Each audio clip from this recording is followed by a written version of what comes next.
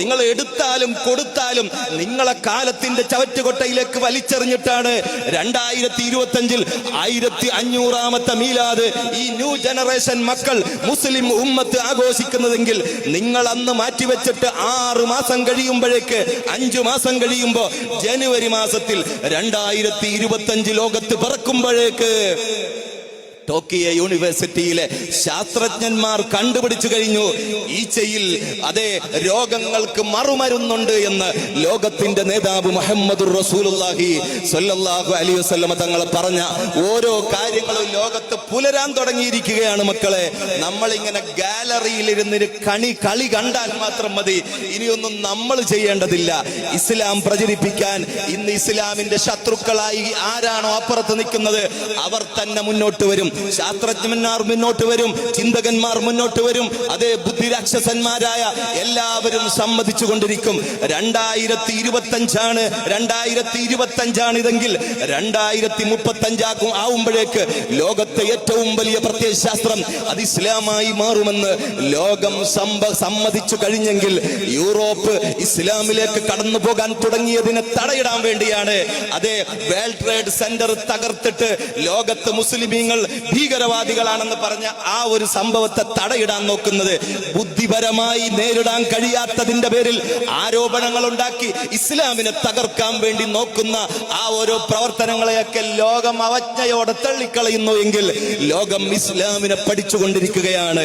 ആ മുഹമ്മദ് മുസ്തഫ സല്ലല്ലാഹു അലൈഹി വസല്ലം തങ്ങൾ ആരാണെന്ന് ബർണാഡ് ഷാ എന്ന ചിന്തകൻ എഴുതി വെച്ചത് മുതൽ ഇന്നോണം ശാസ്ത്രജ്ഞന്മാരും ചിന്തകന്മാരും മധ്യസ്ഥ വിദ്യരും നോക്കിക്കാണുന്നു എങ്കിൽ ഇനിയും ഇടതടവില്ലാതെ ഒരാൾക്കും തടുത്തു നിർത്താൻ പറ്റാത്ത വിധം ലോകത്ത് ഇസ്ലാം വളർന്നുകൊണ്ടിരിക്കും.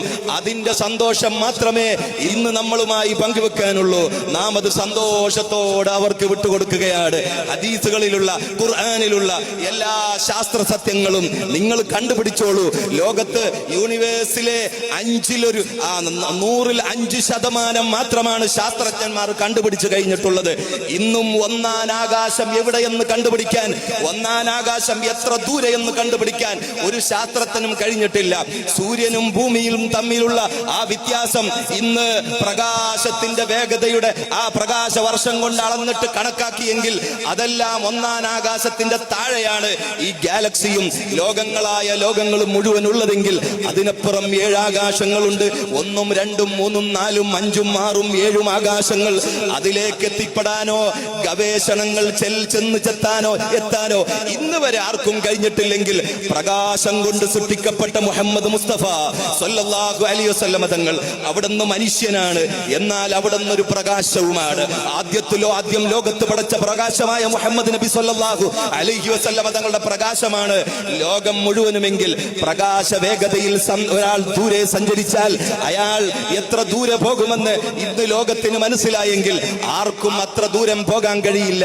പ്രകാശ വേഗതയിൽ ഒരാൾ സഞ്ചരിച്ചാൽ അത് എന്തോ ആയി മാറുമെന്ന് നമ്മുടെ സ്കൂളുകളിൽ പഠിക്കുന്നെങ്കിൽ മുത്തുനബി അതിലും വേഗതയിൽ അതിലും സ്പീഡിൽ ലോകത്ത് ഇവിടെ നിന്ന് 7 ആകാശവും അതിനപ്പുറത്തുള്ള സിദ്റത്തുൽ മുൻതഹയും അതിനോട് തൊട്ട് നിൽക്കുന്ന ജന്നത്തുൽ മഅ്വയും ആ ജന്നത്തുൽ മഅ്വയിൽ ഇവിടെ നിന്ന് മരിച്ചു പോകുന്ന നമ്മുടെ റൂഹുകൾ ചെന്ന് നിൽക്കുന്ന സ്ഥലവും എല്ലാം മുത്തുനബി കണ്ടിട്ട് തിരിച്ചു വന്നു. ജന്നാത്തു അദ്ൻ അത് അമ്പിയാക്കൾക്കും ശുഹദാക്കൾക്കുമുള്ള സ്ഥലമാണ്. അതും കണ്ടു, അതിനപ്പുറവും കണ്ടു. അങ്ങകലെ അള്ളാഹു ഇഷ്ടപ്പെട്ട സ്ഥലങ്ങളെല്ലാം കണ്ടു.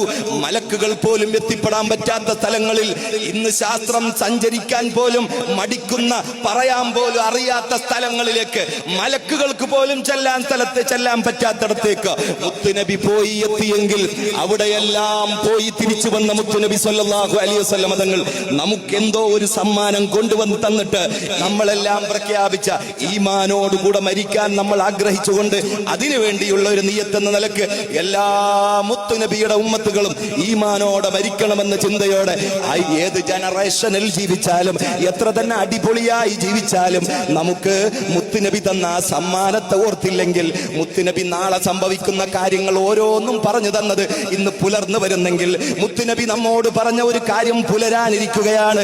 എന്താണ് ആ കാര്യമെന്നറിയോ? ആദ്യമായി അള്ളാഹു അള്ളാന്റെ കോടതിയിൽ ചോദ്യം ചെയ്യപ്പെടുന്നത് നിസ്കാരത്തെ കുറിച്ചാണ്.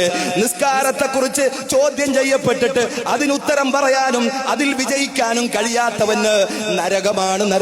നരകം കാണാതെ അവന് സ്വർഗത്തിലെത്താൻ പറ്റില്ല.